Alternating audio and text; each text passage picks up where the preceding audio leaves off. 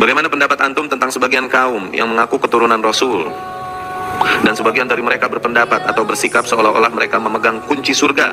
Mohon penjelasannya, barakallahu fiik. Semoga Allah beri hidayah mereka. Semoga yang kita sampaikan bukan berangkat dari kebencian, tapi dikarenakan kita mencintai yang hak pada mereka. Sanad mereka apabila kita tinjau secara ilmiah kepada Rasul Shallallahu Alaihi Wasallam, nasab mereka terputus di Ali Al-Muhajir itu. Ini dari sisi sanad. Dikarenakan seseorang mengaku keturunan Rasul Shallallahu Alaihi Wasallam, ini kabar yang berkaitan dengan agama. Kabar yang berkaitan dengan agama, kita perlu kalam ulama jarah wa ta'dil tentang soduk, kejujuran, kebenaran akidah ini orang yang membawa sehingga kita terima atau kita tolakkah kabarnya. Apakah keturunan Rasulullah SAW terputus? Bila tidak, siapa dan di mana keturunan Rasulullah SAW, dan siapakah wali songo ada di Indonesia, dan siapa para habib yang terdapat di Yaman atau Indonesia dan lain-lain? Keturunan Nabi SAW tidak terputus. Ada keturunan Nabi SAW, dan kita selalu membaca di dalam tahiyat kita kan, Allahumma shalli ala Muhammadin wa ala ali Muhammad. Kata-kata wa ala ali Muhammad itu berarti keluarganya Nabi SAW, istri-istrinya, anak-anaknya, tidak terputus itu. Ada riwayat lain juga sanadnya hasan, diriwayatkan oleh Imam Ahmad, bunyinya Allahumma shalli ala Muhammadin wa azwajihi wa dzurriyyatihi. Ya Allah, berikanlah salam dan salawat kepada Nabi SAW dan istri-istrinya juga keturunannya. Jadi keturunan Nabi tidak terputus, memang ada. Hadis tentang Imam Mahdi yang akan keluar di akhir zaman, kata Nabi SAW, akan keluar dari keturunanku, gitu kan? Begitu. Orang yang sama dengan namaku, sama dengan poster tubuh dan paras wajahku. Kata sebagian ulama hadis dari turunan Hasan radhiyallahu anhu. Sama mukanya Nabi, sama kulitnya, sama namanya Muhammad bin Abdullah, tapi tidak sama dengan akhlak. Karena mungkin tidak mungkin sama dengan akhlak Nabi SAW. Yang akan keluar dari Madinah, lalu ke Mekah dan dibayat oleh 300 orang, kemudian dia menuju ke negeri Syam, sampai di masjid yang terkenal dengan Menara Putih, Masjid Menara Putih. Di sana dia mau sholat asar, kemudian turunlah Isa alaihissalam dan menjadi makmum ya kepada dia, lalu kemudian bersama-sama ke Palestina. Tentu ini riwayatnya panjang, saya ringkaskan. Tapi di sini ada perkataan Nabi SAW yang mengatakan akan keluar dari keturunanku. Ya, jelas ada keturunan Nabi SAW, gitu kan? Jadi ini tidak mungkin terputus kalau yang saya tahu. Kalau siapa keturunan Nabi SAW, ya siapa saja yang punya jalur nasab kepada Nabi SAW, gitu kan? Siapa saja. Ya memang kalau dia punya sanad, memang dia memang nasab, maksud jalur nasab, dia bilang ayah saya namanya fulan, kakek saya namanya, dan sampai ke Nabi SAW, itu berarti keturunan Nabi SAW. Berlaku itu. Dan saya tahu kalau di Indonesia ini atau hampir di seluruh dunia ya, yang biasa diberikan julukan dengan habaib atau dipanggil habib, itu memang mereka punya jalur. Mereka punya jalur keturunan yang langsung ke Nabi. Menurut bahasa yang saya tahu dari teman-teman ini, itu memang sudah ditulis, memang dijaga jalur nasab. Assalamualaikum warahmatullahi wabarakatuh. Alhamdulillah wassalatu wassalamu ala Rasulillah wa ala alihi wa sahbihi wa mawala, amma ba'du.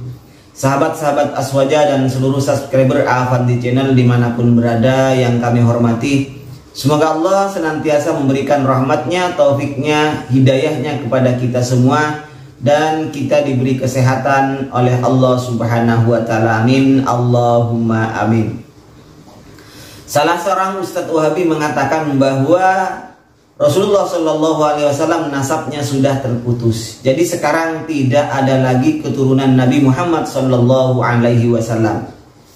Sementara Ustadz Khalid Basalamah menyanggah bahwa keturunan Nabi masih ada. Kali ini saya sepakat dengan Ustadz Khalid Basalamah, karena banyak hadis yang menjelaskan bahwa Rasulullah Shallallahu Alaihi Wasallam keturunannya tidak putus. Buktinya banyak hadis menjelaskan bahwa di akhir zaman akan ada namanya Imam Mahdi, yang mana Imam Mahdi ini menurut Rasulullah Shallallahu Alaihi Wasallam adalah keturunan Nabi, putri atau cucu-cucu dari Siti Fatimah radhiyallahu anha.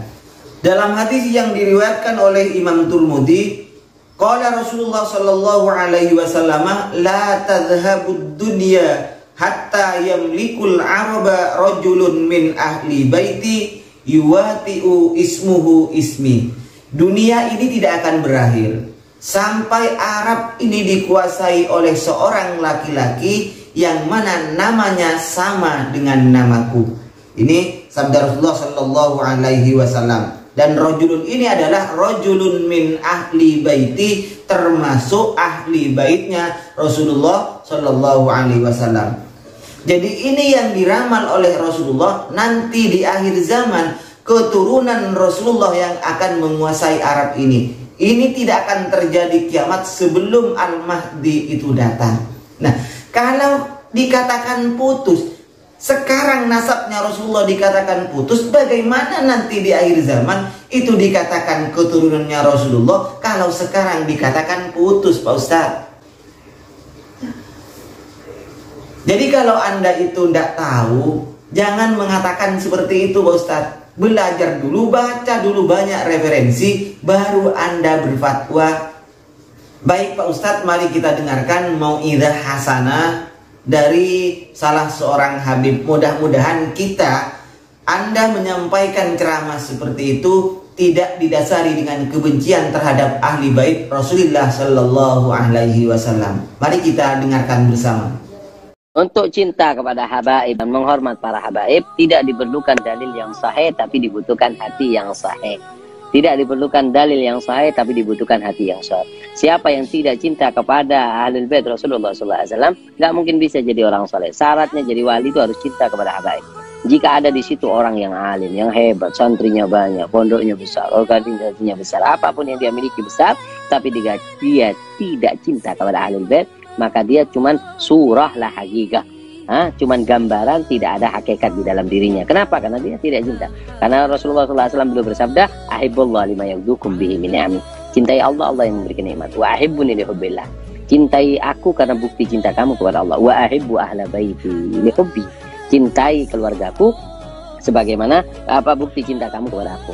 Nah, cinta kepada habaib itu cintanya itu harus, kalau memang kita benar-benar cinta kepada habaib yang dia ini nakal, dia ini miskin, dia nggak punya ilmu, itu cinta.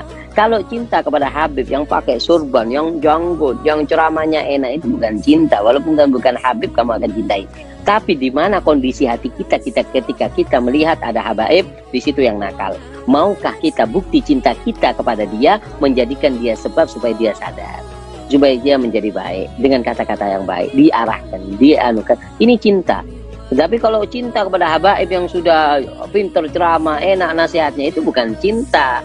Siapapun kalau emang enak pasti akan dicintai. Makanya manusia itu adalah Abdul Ihsan. Abdul Ihsan, budak kebaikan. Siapa yang berbuat baik kepada kita, kita akan merasa menjadi budaknya, kita akan mencintainya. Paham ya?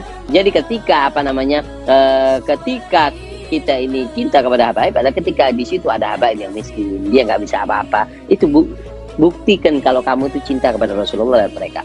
Kita lihat, tidaklah seorang soleh menjadi soleh kecuali ketika mereka melewati kuncinya yaitu ahlul bait, baru mereka akan bisa membuka.